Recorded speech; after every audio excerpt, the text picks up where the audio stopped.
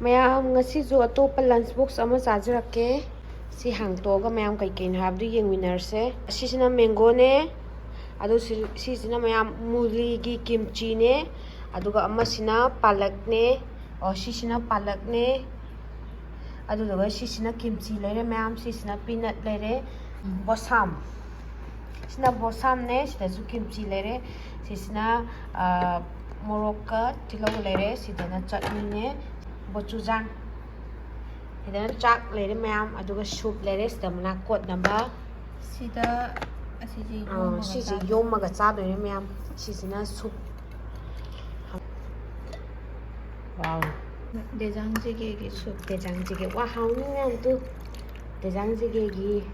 soup ne wow crepe hauni e crepe ne hauni e kon namba silere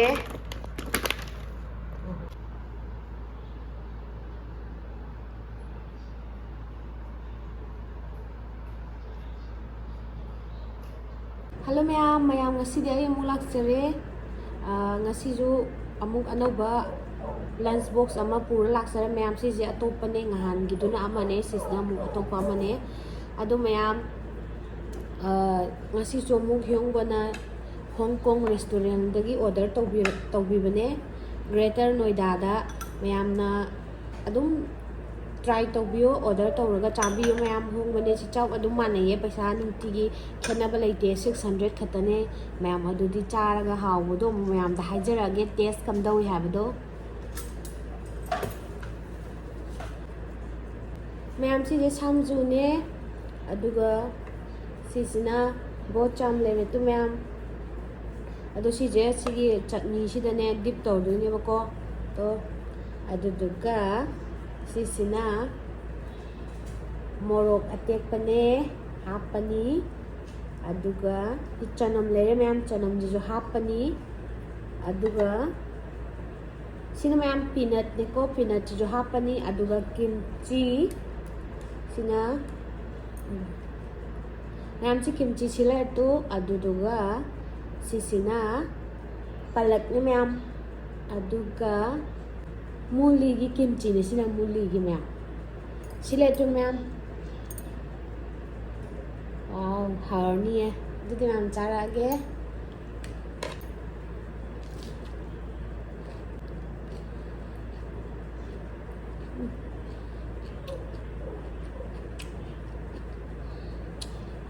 hawe mayam moro ga tekpa jigara sai muli gi kimchi ne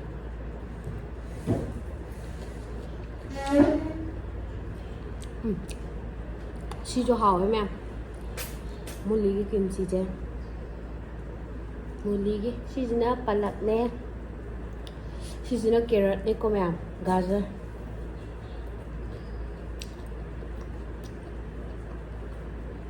palak se ko yamna sung undabido dum chang ama mayai ne ba hauza ne mayam si de dum kimchi ne mayam su kimchi yang khangbi bane khanga bane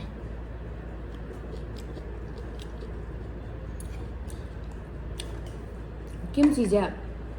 ani je ko ama kimchi di ama khatang oi ba ko mami adubu muli ga si je muli gi ne sisna kobi gi moi gi Chinese cabbage oi do dugi mahau do tonga le mayam taste to tungana thoeba sisna oi takwa sisna peanut ne mayam peanut chi jo hawe mayam mana si jingje ko oil yam yaw da bida free oil free haidi yaw taraga ju yamna kaino taw da bida oil yam oil da bida ngawdo adumai oi bagi ko oil ju yaw diye yam hawe mayam morok atek paje khara sai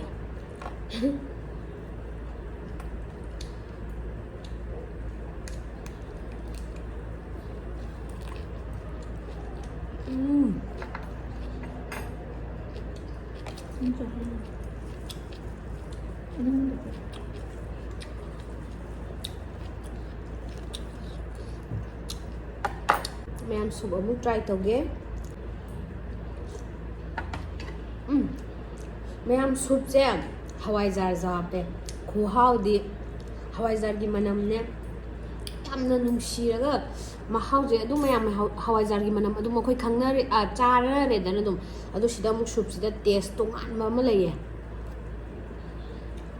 ꯈꯨꯍꯥꯎꯗꯤ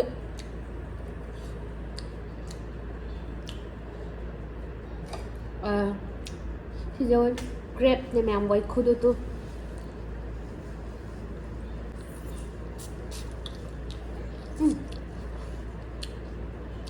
ꯌꯥꯝ ꯍꯥꯎꯋꯦ ꯑꯣꯏꯅꯝꯕ ꯑꯃ ꯌꯥꯎꯋꯦ ꯃꯌꯥꯝ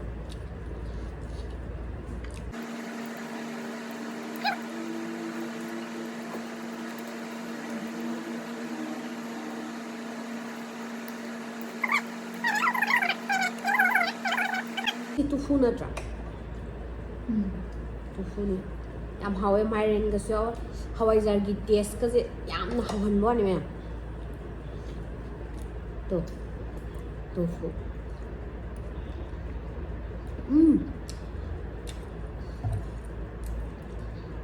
black rice Chakhao ni ma'am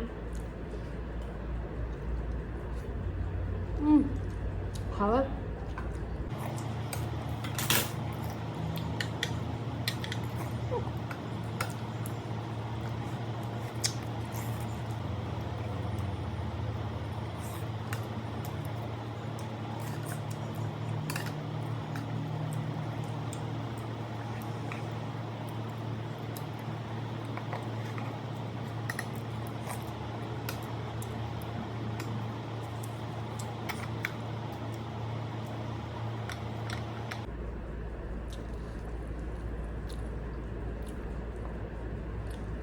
모록지 하브로에 사르면 김치 할게. 아두가 살라드네 피넛 레바 하와.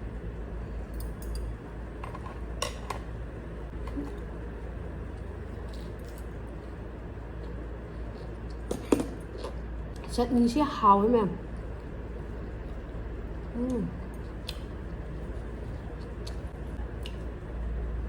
Test तो खरा थुम्मगी test हम लेबको रोकसे अमा हापै याम साबुदी नतेबा खितंग सायबा सिना मुलीगिदो केमचे salad ni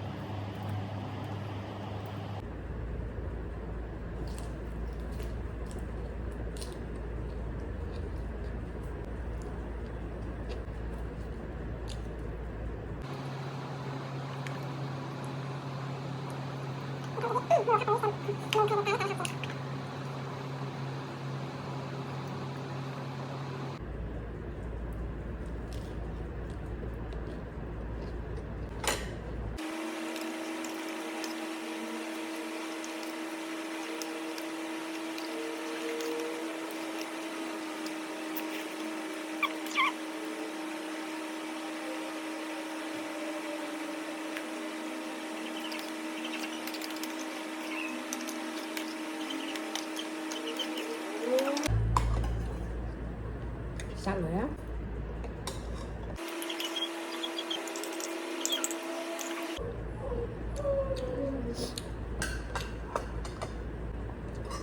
쑥쑥 잡으려면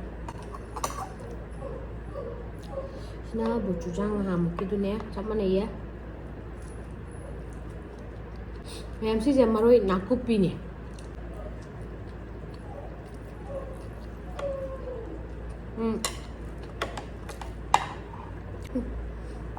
เป็นเค้กที่แตกทำไมนะ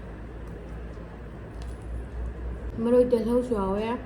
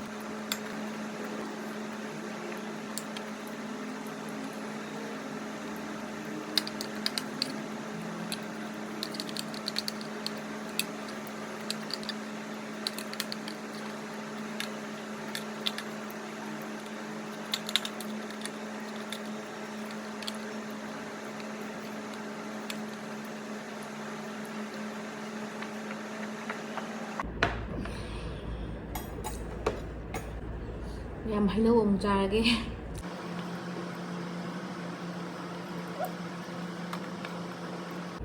ꯃꯌꯥꯝ ꯆꯥꯕ ꯂꯣꯏꯖꯔꯦ ꯁꯤꯒꯤ ꯆꯠꯅꯤ ꯈꯔꯅꯦ ꯃꯣꯔꯣꯛ ꯈꯔꯒ ꯑꯗꯩ ꯀꯤꯝꯆꯤ ꯈꯔꯒ ꯄꯤꯅꯠ ꯈꯔꯒ ꯁꯤ ꯃꯅꯥ ꯈꯔꯁꯤꯒ ꯂꯦꯝ ꯃꯌꯥꯝꯅ ꯑꯣꯔꯗꯔ ꯇꯧꯅꯤꯡ ꯇꯥꯔꯒꯗꯤ ꯍꯣꯡꯀꯣꯡ ꯔꯦꯁꯇꯨꯔꯦꯟꯁꯦ ꯃꯌꯥꯝ ꯒ꯭ꯔꯦꯇꯔ ꯅꯣꯏꯗꯥꯗ ꯂꯩꯕꯅꯦ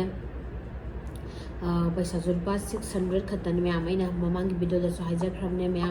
ꯃꯌꯥꯝꯅ ꯑꯅꯛꯄ ꯒ꯭ꯔꯦꯇꯔ ꯅꯣꯏꯗꯥꯗ ꯂꯩꯔꯗꯤ ꯁꯨꯡꯁꯣꯏ ꯁꯣꯏꯗꯅ ꯇꯦꯁ ꯇꯧꯕꯤꯌꯨ ꯌꯥꯝꯅ ꯍꯥꯎꯋꯦ ꯃꯌꯥꯝꯁꯤ ꯆꯥꯔꯒ ꯄꯨꯛꯁꯨ ꯑꯗꯨꯝ ꯊꯜꯂꯦ ꯄꯩꯁꯥꯁꯨ ꯌꯥꯝꯗꯦ ꯑꯗꯨꯝ 600ꯅꯦꯕꯀꯣ ꯁꯤꯒꯤꯗꯤ ꯃꯇꯥꯡ ꯑꯁ꯭ꯋꯥꯏꯗ ꯂꯣꯏꯖꯔꯒꯦ ꯃꯊꯪꯒꯤ ꯚꯤꯗꯤꯑꯣ ꯉꯥꯏꯃꯤꯟꯅꯁꯤ ꯃꯌꯥꯝ ꯕꯥꯏ ꯕꯥꯏ